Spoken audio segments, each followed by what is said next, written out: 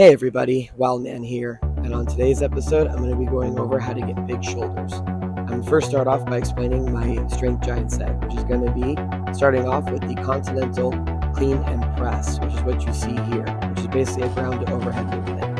And in between, as I go up in weight, I'm going to be doing some weighted ab mat sit-ups to really condition my abs. And I'm also going to be doing some rowing as well.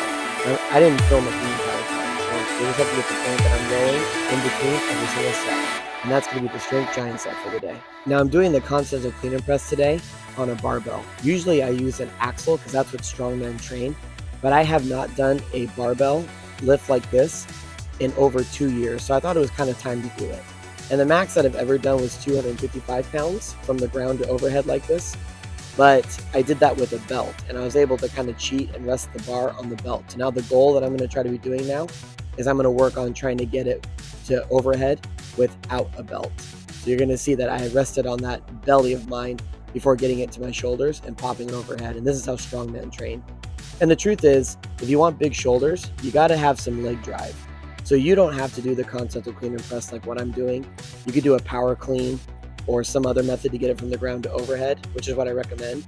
But you can also just start from a rack at shoulders and get it into that front rack position and then just press it by using some leg drive like this. This is called a push press.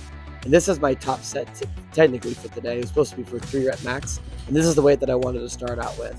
But I'm gonna keep going because that's just who I am as a person. But using your legs and having it sit on your shoulders like that, it isn't necessarily cheating, because you're able to get a lot more power out of it and to overload those shoulders. So this is my first recommendation and my first tip if you want to get big shoulders and strong shoulders, is to do a push press like this.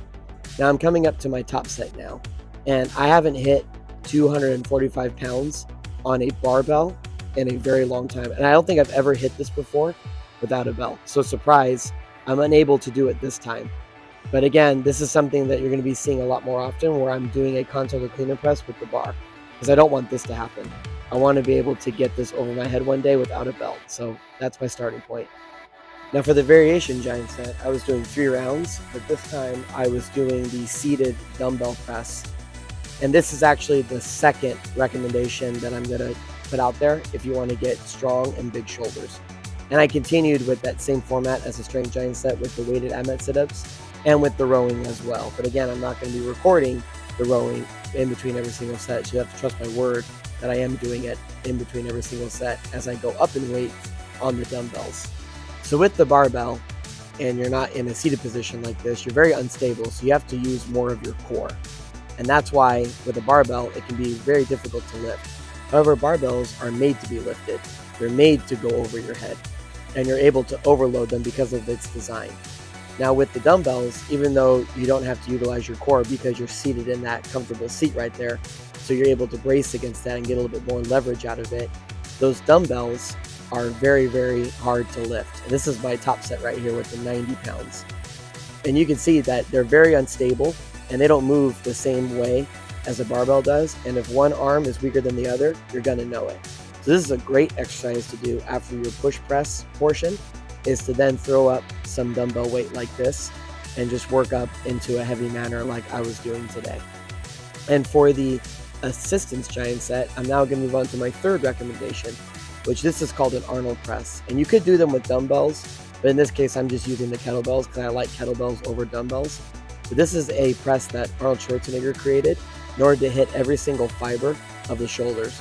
This doesn't necessarily build strength, but after doing the push press and doing those seated dumbbell presses, this is a great exercise to do to build the size of the shoulder. So this is my third recommendation to do for that. And I also continue to do some ab mat sit-ups, but this time I didn't have any weight. I just did it for more reps.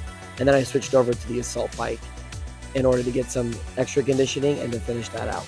Now for the accessory giant set, I was doing 3 rounds, and now I just want to finish off everything that I worked out. So I'm starting with the tricep pushdowns, and then I would move over to the front delt raises with that band and that heavy kettlebell.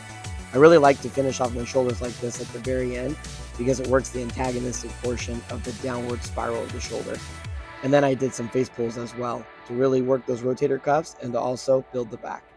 So I really hope that everybody learned something new today, and you can try these out to build really big and strong shoulders. And I will see you next time. Thanks.